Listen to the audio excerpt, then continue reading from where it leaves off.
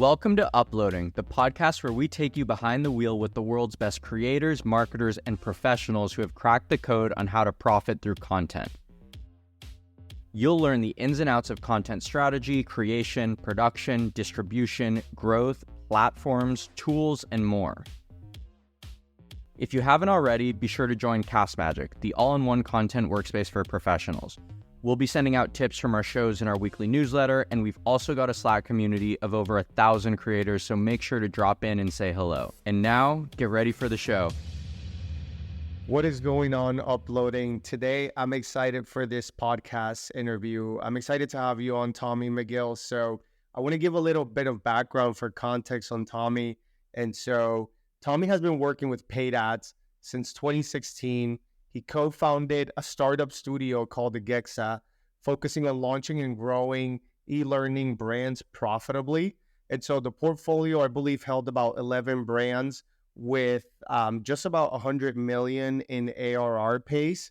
And then that was sold, I believe, Tommy. This got acquired, and now you are an operating partner at Rising Ventures, which is a holding company that buys, incubates, and operates high-margin technology businesses. You also helped scale consulting.com from 8 to 30 million with paid ads in 1 year and 9 months. And you've even worked with Jay Shetty with his certification school.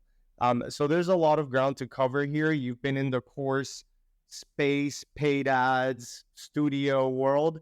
So I'm really excited to dive into this conversation with you. But first, I want to kick it off for you to say in your own words, what your background has been throughout your career. Totally. Yeah, appreciate it.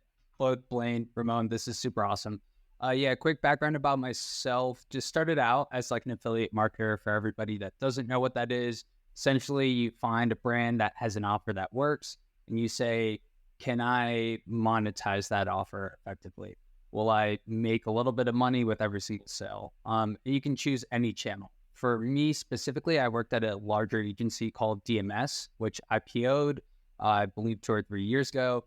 And we did a ton of affiliate marketing for across many different industries.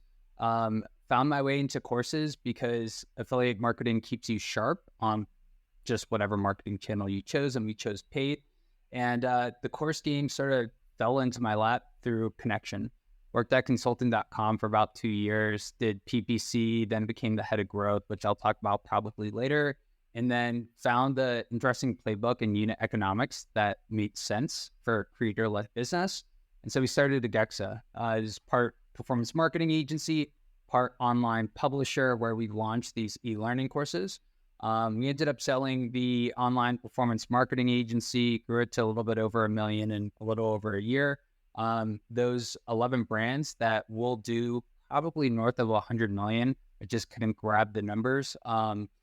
We'll do, I think the pace this year is something like 125.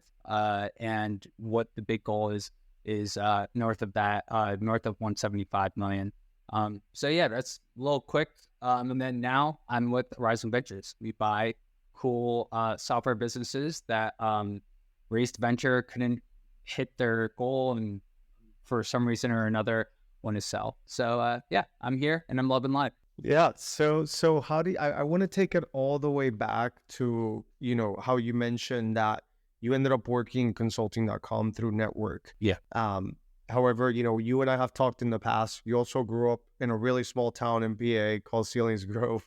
Not the most optimal for like connections with people embedded in media. So how did you end up connected to such an opportunity? And the reason I asked you this question too is, I want people to learn how to set themselves up to be able to connect with anyone wherever they are. And so I'm curious on that side of your story. Yeah, of course. Yeah. So for everybody that doesn't know, which means everybody, Sealings Grove is in the middle of central Pennsylvania. It's like Amish country, like literal horse and buggies. Town I grew up in was like 5,000 people. It was crazy. It was like the neighboring town. Weirdly enough, there were about 3 of my friends who like were in high school with me. They were seniors when I was a freshman. 3 of those people in that class ended up doing like internet marketing, for lack of a better word, digital type of business. And so I just kept in touch with them. They were like legit, like my brothers in high school. And, they were like, hey, listen, I'm buying paid media and we're spending about, $2 to $3 million a year on this, and this. Does that sound exciting? And me just knowing the type of person that they were, I optimized towards, will I learn a lot from this person, and will whatever I do end up being able to fit in my narrative of what I want to do in my life. So yeah, networking was just keeping close to people, always being friendly, always just going out of your way and just trying to provide some type of value. Even if you have none to give, I'm sure there's something you could pick up. Yeah, for sure. I mean, then always lean in with value, which I'm sure you did, and just remain a trustworthy person all the way up until that point. So, Tommy, a lot of the people that might listen to this podcast just from the Cast Magic customer base are courses, coaches, instructors.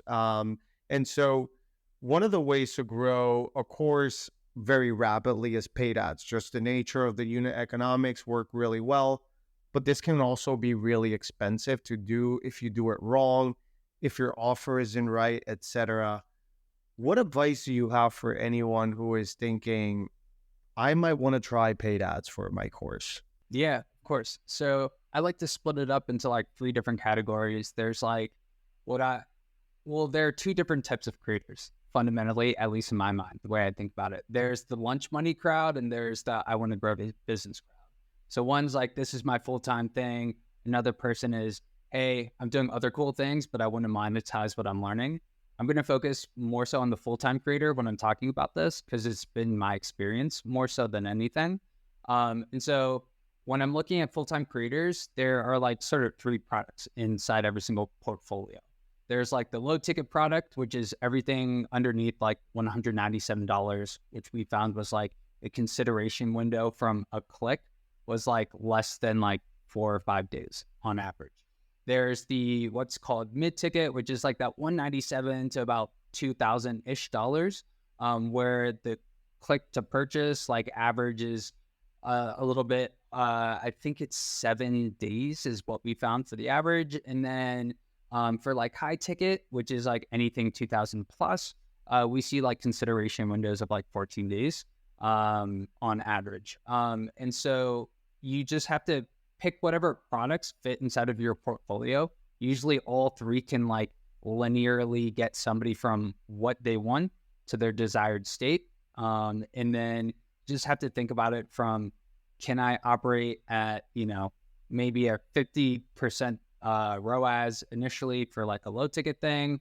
And can this feed into my other thing? Because every single goal within that product portfolio or every single product within that product portfolio has a goal. And so just teeing it up nicely and knowing the expectation, I think, is the first thing in order to actually formulate a good strategy that works out on paper.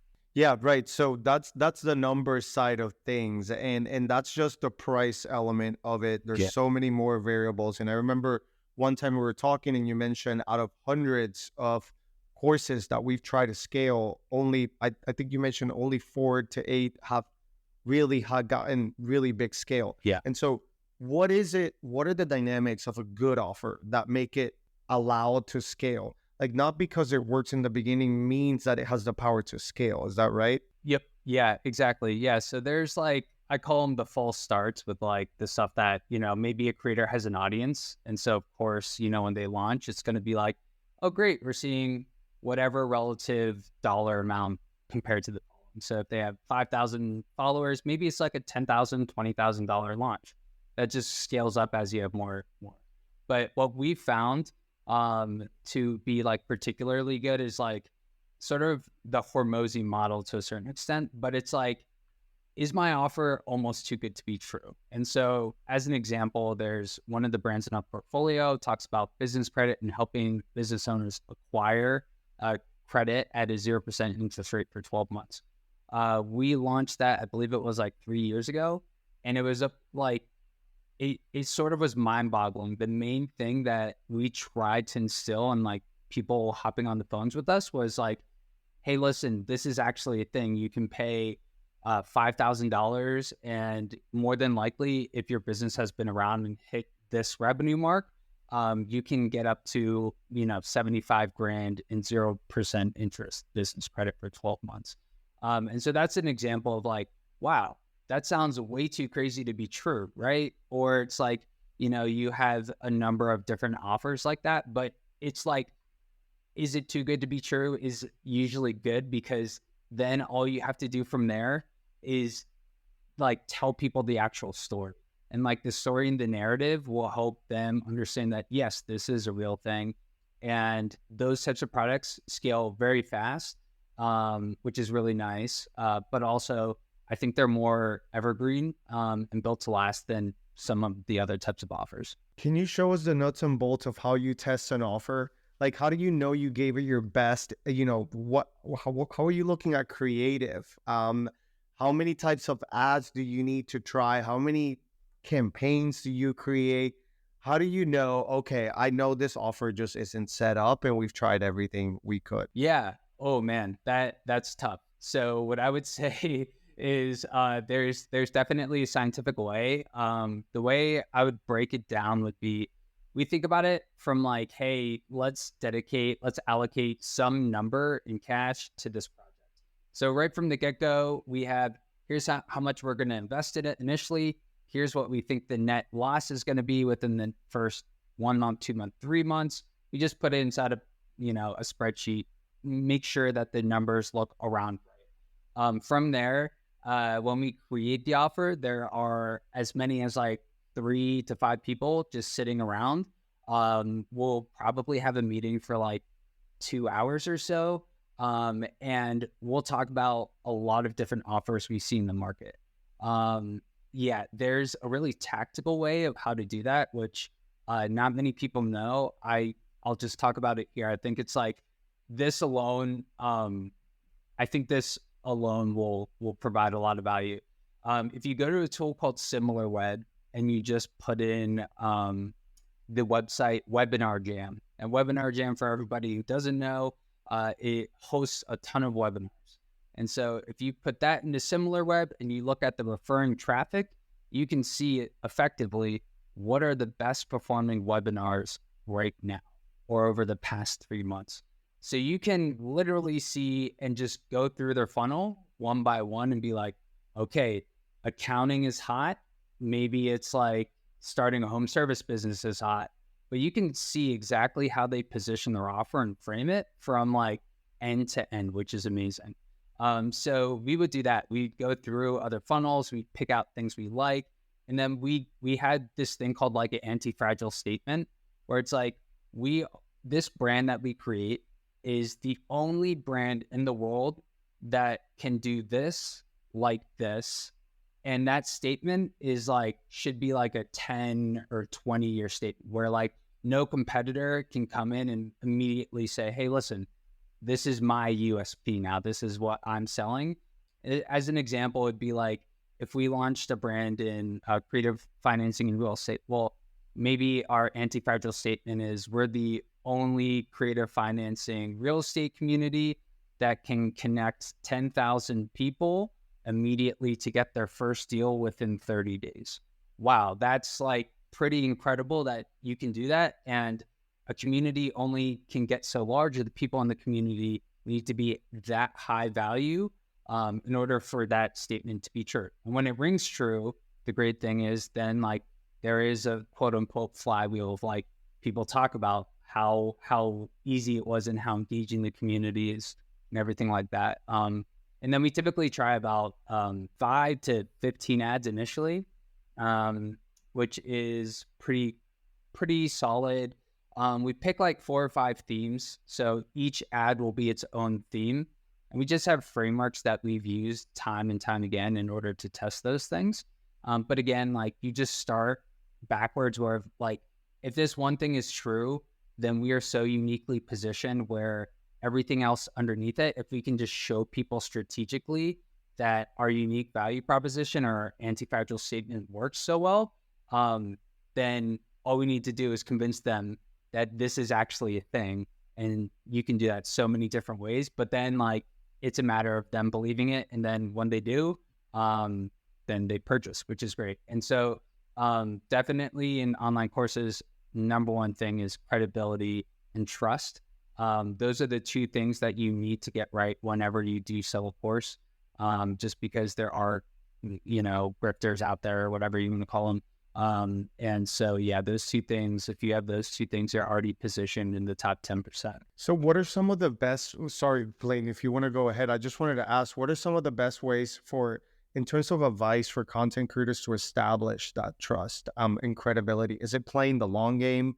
And so if there's any other ways for me to do that before I just go and lose $10,000 testing this out, because in first place, I didn't have that trust and credibility. Yeah, I think so. So like I would tell anybody who wants to do like the course game or have that as like a piece of revenue, they should set aside like at least an hour per week, but really I say like 4 to 5 hours per week. So an hour per workday, so to speak, creating content for 6 months straight, and do that every single day. And depending on your follower size, maybe that looks like AMAs. Maybe that looks like creating a Facebook group and just going in there and just talking about what you're doing. For example, I started in paid media. Maybe that'd be me coming in and speaking about paid media with a closed group. And that group, if you have enough information, is going to want to tell other people about it, because there's some social climbing that can be done, because you're like the first person to discover this hot thing. So I would say do that. That's the slow way to grow. But if you know your content is growing effectively and people, maybe it's a Twitter follower list or a LinkedIn top voices list, like when you start having that, I think there's enough content market fit where like what you're talking about, you definitively have an audience, you definitively resonate with whatever niche audience you have, and you understand them enough where you can start thinking about, I want to create a product because 1 and 2 are already done. So now it's just on to step 3, and how can I package that effectively? Yeah. So Tommy, would you say that creating content is in line with like creating the course itself, because you're able to identify the content market fit, you're able to flesh out different concepts, and it's almost like a raw testing ground for where people are going to want to buy your offer? Is that kind of how you think about things for people who are creating courses? They should be creating content as well to grow their offer and test their offers? Yeah, absolutely. So I think I think of creating the content as sort of like almost interviewing customers. Like YC, tells you, hey, go talk to your customers, or go talk to people about whatever product concept you have. Very similarly with content, like you want to know that what you're doing is on point, and again, it resonates with people and engages them so that they do follow. And then as you create this course over time, you already know what the biggest pain points are, and you can find other ways to structure a curriculum. If that's the biggest problem, is structuring the curriculum correctly, then you're in a really good place. And then as this course starts, keep on going with the organic content, because that's what got you the followers, that probably what got you the initial sales as well. And so continue that, and like it's just it will snowball over time.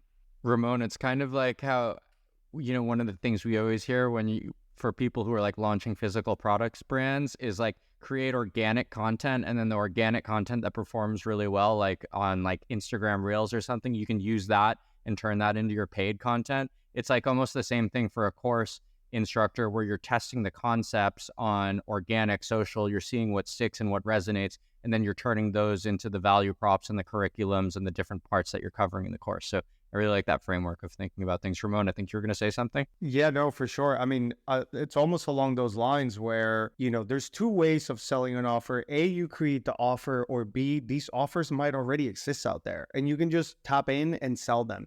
And I think one of the most interesting things of your career, Tommy, is like you're one of Shopify's like top affiliates. So can you share more about that story? I think, I've seen pictures of you being invited into Google and all this stuff. So Shopify top ranked affiliate. So you've done both, where you're like, hey, I like creating offers, but I also know a good offer when I see one, and I know how to scale it up. Yeah, exactly. Yeah, I think that's important. Knowing a good offer when you see it. Thank you so much. I appreciate that. That's like one of the highest forms of compliments in the world.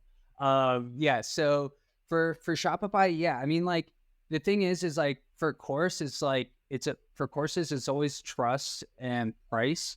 Trust, price, and credibility are usually the top three things that hold people back in terms of objections for buying a course. For a SaaS, that's maybe price is one. Like if it's like enterprise Shopify where you're paying like $5,000, $10,000 a month for sure. But I think like, again, they don't have the problem of like, is this too good to be true type of thing. And so when you don't have that element, it's a lot easier to sort of use what you've learned while you're, running through paid media. And so, yeah, we've been able to grow. We started like last year, and it's with a couple of previous clients from my performance marketing agency, and then two people who work with me. But yeah, we've been able to grow from like $0 in ad spend to over $1 million a month in ad spend. And Shopify did confirm that we were the number one affiliate in the world for them, which is a really cool thing to hear.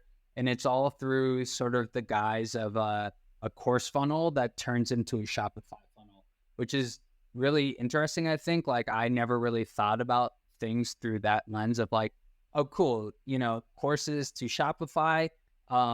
Great. It's a good mix. But when I look back in my time at consulting.com and working with other course creators, oftentimes you would see this weird line item as affiliate revenue, and you would think traditional affiliate stuff, but those creators would get 5, 6, sometimes 7-figure payouts monthly from being an affiliate because they would plug ClickFunnels in their course. And if you have 20,000 people sign up for ClickFunnels, that's a recurring payment in your bank account, which is absolutely wild. But yeah, so that's that. That reminds me, that is the exact playbook that Alex Becker ran with Hyros, right? Yep, exactly. Yeah. So there's a lot of that in there where it's like you build your own ecosystem. I worked as a GM for an online course studio that wasn't a Gexa. It was called Growth Spree, and the whole thesis was like this course creator had about 5,000 buyers, and she would go buy projects off of Indie Hackers or Product Hunt, and then she'd bring them to the community, and she would grow their MRR super fast. And then she had the optionality of like, do I flip this because growth trajectory looks amazing? And now MRR turned from like maybe $5,000 a month to 20, 30, 40 grand a month. And you just created all of that enterprise value really quickly. So it's a really interesting thing. And I think course creators or content creators in general are very uniquely positioned to do something like that. Yeah. And we're starting to see more of this with sort of like as AI and SaaS progresses, the barriers to creating software gets lower and lower. And now you're starting to see, I think, what is this guy? Iman God's see or something. Yeah.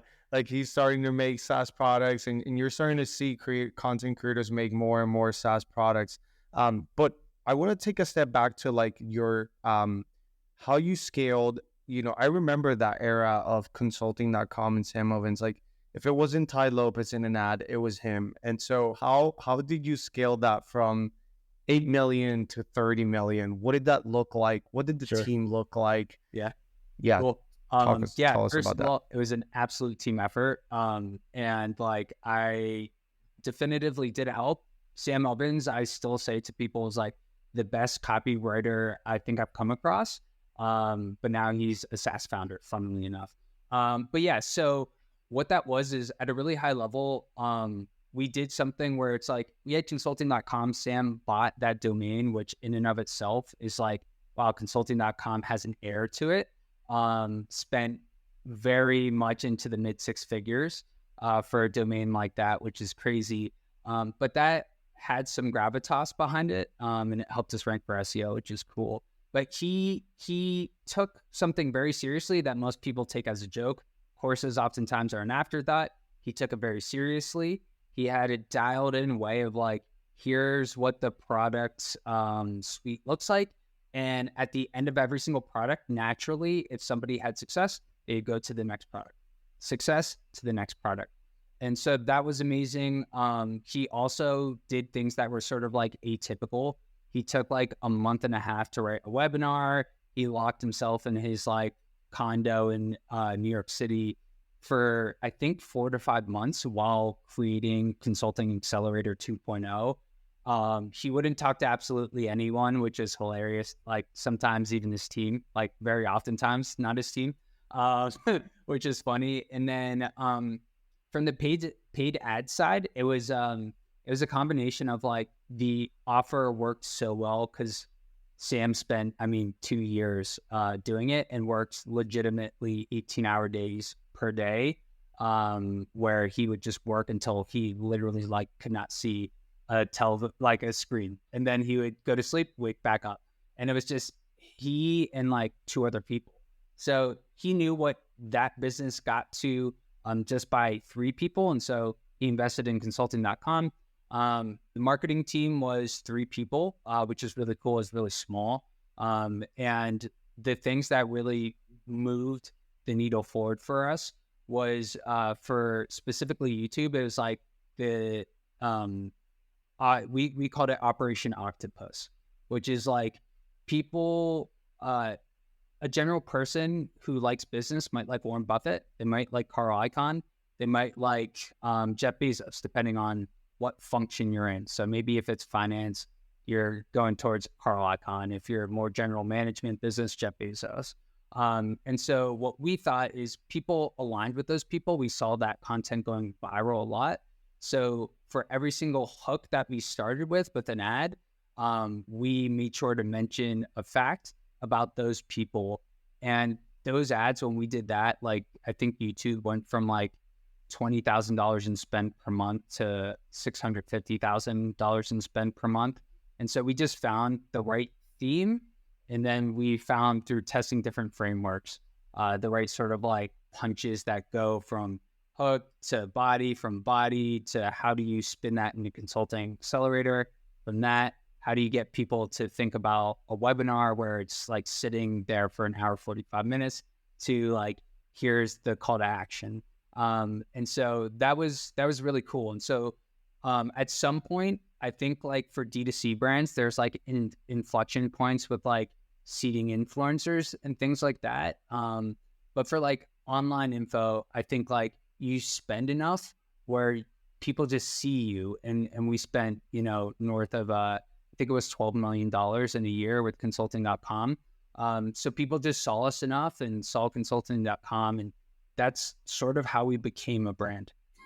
Man, that's an amazing story. And it's funny how you were talking about hooks and everything back then. Like people are thinking they're coming up with hooks now with TikTok and all this. And you're like, nah, we did that way back in 2016. And so, that's a whole nother conversation of how interesting it is that organic content is almost a new form too, where if you nail this hook, body, etc. angle, you might be able to create a course business without even paid ads and partnering with the right creators, etc. I know you have a lot of experience there as well, but before we go into a lightning round of questions, you're not a one-hit wonder because you helped Jay Shetty make $450K in under a month. How did that come about? Yeah, it was through an introduction. It was really cool. Yeah, so that was through our performance marketing agency, and we worked with a couple brand names like Jay Shetty. There was like Dean Graziosi with. If people are in courses, that's a relatively big name. Russell Brunson, like all those types of people, which is really cool. But yeah, so we got an intro. We made like for agency pitches, it's all about just like, how can you connect with a person? What do you offer that no other agency can offer? And like as an agency with like 4 dudes just sitting around in Boulder, Colorado, it was really tough to figure that out.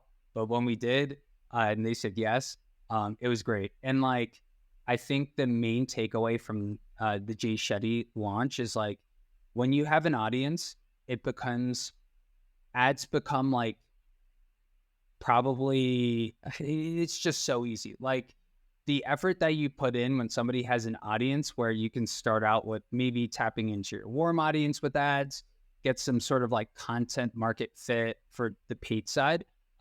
makes it so much easier. You save so much money, where then you can play in the cold category. Since you have a follower, since you have some students already in, then that helps essentially and effectively like scale paid for you to a certain extent. So it was honestly one of the easiest things that we've ever done. Sweet. Yeah. Blaine, you want to take it away for the lightning round? Yeah, let's do it. All right, Tommy. So I have a couple questions for you for the lightning round. So let's hit them. So, who is a creator or course instructor that you admire the most, and why? Yeah, so I think it's Danielle Leslie. People may not know her. She's a friend of mine. We worked when we had an agency. She's so incredibly talented in so many facets. She went to Berkeley. She's incredibly smart. She had a beautiful business, which we were from zero to, I think it was like over 6 million at one point. Worked with a really lean group and like lived her life and made that the focus rather than the business, which was really interesting. So yeah, I think just being principled like that made me respect her a lot, and she has really interesting things to say. Love it. What was the first piece of content or campaign you worked on that like really popped? And just tell us about it. Yeah, so it was the Jeff Bezos ad for Sam Ovens that like literally transformed the YouTube ad. So the ad just starts out talking about like $1,186,000 a day, or dollars per hour. That's how much, or per day. That's how much Jeff Bezos makes. And that like hook literally like took everything and just put sort of fire on everything that we were doing. And it was amazing. So that piece of content, we were reading The Everything Store by Brad Stone at the time. So I think that's where sort of the inspiration was from. And so we just took that, and that piece of content had made the business a lot of money. I love it. Yeah. If you had no followers and you were creating a course and looking to grow, like where would you be creating content? Would you be on LinkedIn, on Twitter, X, on TikTok? Where would you go? Yeah, probably Twitter. I like Twitter the most. They have the most thought leaders. So if it's like, can one customer turn into 100 type of thing, I'd go to Twitter. LinkedIn, it seems like, has a lot more reach from what I've heard. I haven't dabbled there. I do dabble on Twitter quite a bit. And reach is like pretty limited there nowadays, which sort of stinks, but it'd probably still go Twitter, and maybe TikTok. I've had a couple friends go from 0 to like 30,000 followers in 3 months, which is a little weird. It is. And then next one is, who's an upcoming creator course instructor that you've got your eyes on that you think is really going to make it, and why do you think that? Yeah. So I wrote 2 threads on them. So I think of creators as just like, creators can also be like operators of D2C companies. There are 2 kids who are selling like sunflower seeds on TikTok Live and have TikTok organic content as well. That's just blowing up right now. I wrote a really long thread about their business. They are the smartest kid. I'm 30 years old, but they're kids to me. Like they're probably like 23, 24. But the way they pair their product with TikTok and the simple question that they ask, you can just go to their social. I want to just pull this up really quickly. I think it's called like Smackin' Sunflower Seeds, but it's such an incredible thing that like I think everybody can study, and I'm still learning from them. So I think they're gonna blow up, but it's also they're a different type of content creator than probably what you thought I was gonna say. I love that. And last one here is, what's one thing you're focused on nailing for your 2024 content strategy? Yeah, I think it is being present and writing just really interesting pieces. I think right now what we're seeing along just like social in general is like fundamentally every single platform, Facebook, TikTok, LinkedIn, like they incentivize organic because they need to monetize, and the way they monetize is through paid ads. And like there is a study where, it used to be every 5 posts organically, then comes a Facebook ad, then like slowly 4, then 3, so on and so forth. And like Facebook tries to find inventory based off of like all of their content, which is interesting. So yeah, it's tough. What was the original question? Like the one thing that you're focused on in your content strategy for 2024. So I'm thinking that creating long form content where like there's a lot of fast fashion content. It seems like nowadays, if you go to TikTok, everybody talks about the same case study about Jeff Bezos. I'm thinking writing something nuanced, differentiated based off of your perspective and your experience, I think will create a stronger brand. But stronger doesn't mean more followers. I think, you're more well known to a group of people. 100%. And as we wrap up here, Tommy, where can our audience connect with you and learn more? Why don't you shout out your LinkedIn and Twitter like you mentioned? Yeah, of course. So it's at Tommy_Magill, M A as an apple, Gill, lol. I tell every single like barista that because everybody throws McGill on. But that's it on Twitter. Come find me. I have a background of like the Aspen Mountains. So that's me. Just click on my profile, give me a follow if you want. Tell me anything that you want to learn in terms of like the content creator or course creator business. Happy to like open up and talk to pretty much anyone, hopefully in a group manner. And yeah, if you guys facilitate that, like happy to come on and like do an AMA or something like that. Awesome. Well, thanks so much for coming on the show. We had a great time. Thank you, Tommy.